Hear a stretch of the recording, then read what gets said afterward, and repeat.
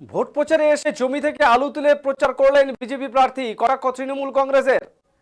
Vote বড় বালাই, নির্বাচনী প্রচারে এসে কৃষকদের সাথে জমি থেকে আলু তুলতে দেখা গেল মালদা বিধানসভার বিজেপি প্রার্থী গোপাল চন্দ্র সাহাকে। শুধু তাই নয়, জমি থেকে আলু ওঠা থেকে শুরু করে মাথায় ডালাতে আলু বোঝাই করে সেই আলু রাখতেও দেখা যায় তাকে।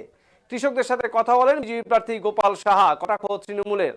দুদিনের অকাল বৃষ্টিতে মালদা জেলার আলুতে ব্যাপক ক্ষতি হয়েছে।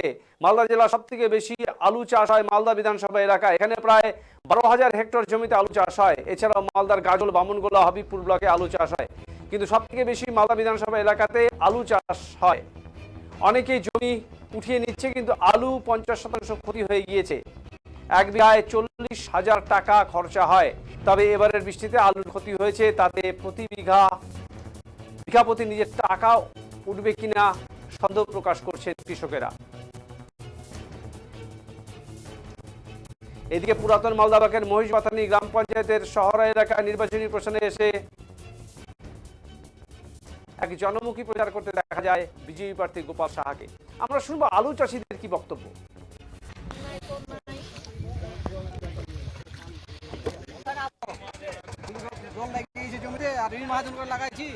কি করে মানে ঋণ শোধ করবো আর কি করবো? আজকে কি করছেন আলু?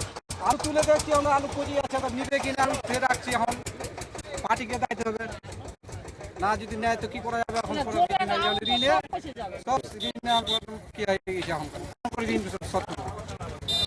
কপি গাল লাগিয়েছেন? 5 বিঘার মতন লাগাইছি। কতগুলো পাবেন মোটামুটি, কি মনে হচ্ছে? আলু তো দেখি এই তো পচে যাবে আলু, আজকে তো দেখো পচে যাবে সব, পাওয়া যাবে না। বলছি কে এসেছিলেন আজকে দেখা করতে? আজকে আসছিল আমাদের এই এমএলএ সাহেব গোপাল চন্দ্র সরকার। কি বললেন? সব ডুবে গেছে, কি করে খাবো আমরা? ছল ফল কি করে পুষবো? কেমন করে আমরা সংসার চালাবো? সব তো শেষ হয়ে গেছে। এমনিতে আলুর দাম নাই, আবার বৃষ্টিতে ডুবে দিল, আবার এগুলো আলু তো নিবেই না, জলের আলু তো নিবেই না পাটিরা, আলু পাটিরা। কি করছেন আলু? আগুলো কি করবো? এখন উঠাছি, উপলক্ষে উঠাছি, নিবে কি নিবে না, কি করবো? বলছি কে এসেছিল আজকে দেখা করতে? চলো ইয়া এমএলএ আসছিল। কি বললেন তিনি? কি বলবো, দেখলো আলু জমিতে, দেখলো সবকিছু দেখলো, কি করবো? কপি গাল লাগিয়েছেন? লাগাচ্ছি 5 বিঘার মতো। এরকম বৃষ্টিতে থাকলে কি আলু হবে? কি করে আমরা সংসার চালাবো?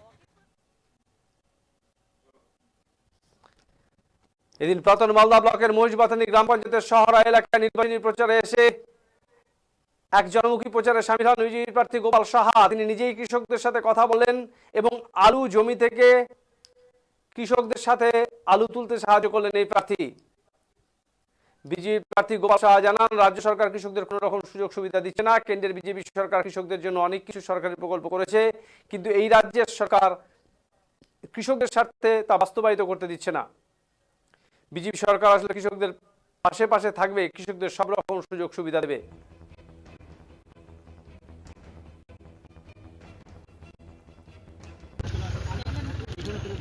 বিধানসভার এই মহিষবাথানি অঞ্চলে আমরা নির্বাচনী প্রচারে এসেছিলাম। আমরা এখান দিয়ে যাচ্ছিলাম, দেখলাম দুদিকে যে আলুর জমি, চাষের যে জমি, আলু চাষ এখানে হয়। এই এলাকার আমাদের প্রধান ফসল হচ্ছে আলু চাষ করা। প্রতি বছরই আলু চাষ হয়, এবছর কৃষকরা আলু চাষ করেছে। আপনারা দেখছেন এখানে হাজার হাজার বিঘা জমি রাস্তার দুধারে পড়ে আছে। এই এলাকার আমাদের বিশেষ করে সাঞ্জইল, বেলাহার, শহরা, ডাঙ্গাপাড়া ইত্যাদি গ্রাম, মহেশপুরি, সবদুলখানি ইত্যাদি গ্রামের চাষিদের সব আলু চাষ, তাদের এই জমি। কিন্তু কয়েকদিনের বৃষ্টিতে আলু চাষিদের অবস্থা খুবই খারাপ, খুব শোচনীয় অবস্থা। মানে এখানে দেখে না, আলু চাষিদের অবস্থা দেখে নিজেকেও এত কান্না পাচ্ছে, মনে হচ্ছে যে মানে পাশে থেকে যে কীভাবে তাদের সাহায্য করা যায় তার উত্তর কিছু আমি খুঁজে পাচ্ছি না। আমি নিজেও চাষিদের সাথে কথা বললাম। হ্যাঁ, আলুর ফলন তো ভালোই হয়েছে, নিজেও আমি আলু তুললাম, দেখলাম কি অবস্থায় আছে। কিন্তু আলুটা যাবে কীভাবে? আলু তো পচে যাবে। এই আলু পুরো জলে ডুবে আছে, দেখতে পাচ্ছেন, পুরো আলু জলে ডুবে আছে। একটা আলু ঠিক মতো থাকবে না, সব আলু পচে যাবে। এই হিমঘরেও থাকবে না, আর বিক্রিও ঠিক মতো হবে না। তো খুবই খারাপ অবস্থা। 1 বিঘা আলু চাষ করতে প্রায় 35 থেকে 40 হাজার টাকা খরচ।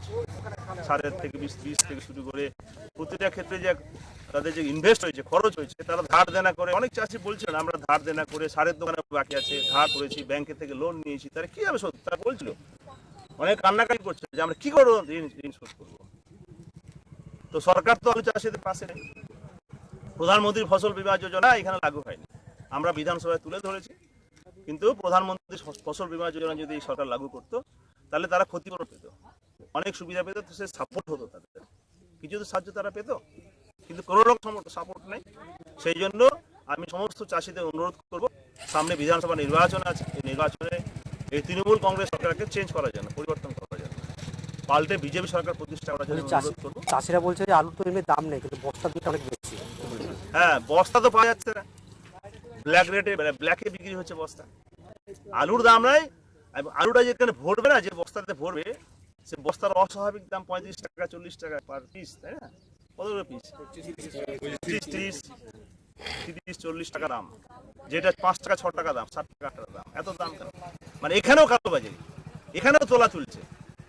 প্রশাসন বলতে কিছু নাই, পশ্চিমবঙ্গের প্রশাসন বলতে কিছু নাই, যারা তোলা তুলে, যারা কালোবাজারি। এদিন বিজেপির প্রার্থী কটাক্ষ করেছে তৃণমূল প্রার্থী লিপিকা বর্মন ঘোষ বলেন, এবছর আলু চাষিদের ক্ষতি হয়েছে, আমাদের মুখ্যমন্ত্রী এই চাষিদের ক্ষতিপূরণের ব্যবস্থা করেছে। আর বিজেপি প্রার্থী 5 বছর বিধায়ক ছিলেন, কোনো কাজ করেননি, মানুষের পাশে থাকেননি, এখন ভোট এসেছে তাই বিজেপি প্রার্থী নাটক করছেন, ফটো সেশন করছেন। হলো পুরাতন মালদার ভোজবাতিন এলাকায় আলু চাষিদের সঙ্গে আলু ডুবে গেছে জলে, সেখানে বিধায়ক মাথায় করে আলু পয়সা এবং আলু তুলছে, সহযোগিতা করছে, এ বিষয়ে কি বলবেন? দেখুন, আমি দেখলাম যে মহেশবাতানিতে আলু চাষি ভাইদের অনেক ক্ষতি হয়েছে। উনি তো আজকের বিধায়ক নয়, গত 5 বছর ধরে তিনি বিধায়ক ছিলেন, এবং এই বিধায়কের যে কার্যকলাপ এতদিন 5 বছর কিন্তু দেখা যাননি।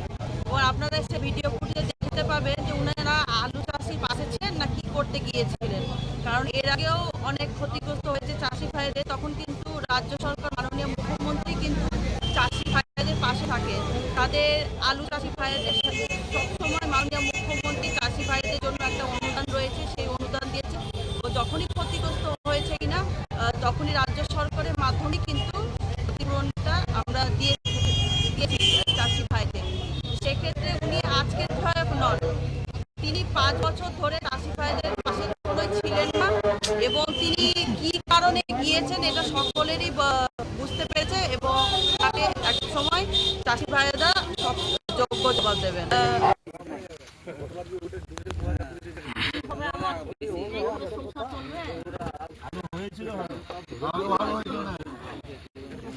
খারাপ না।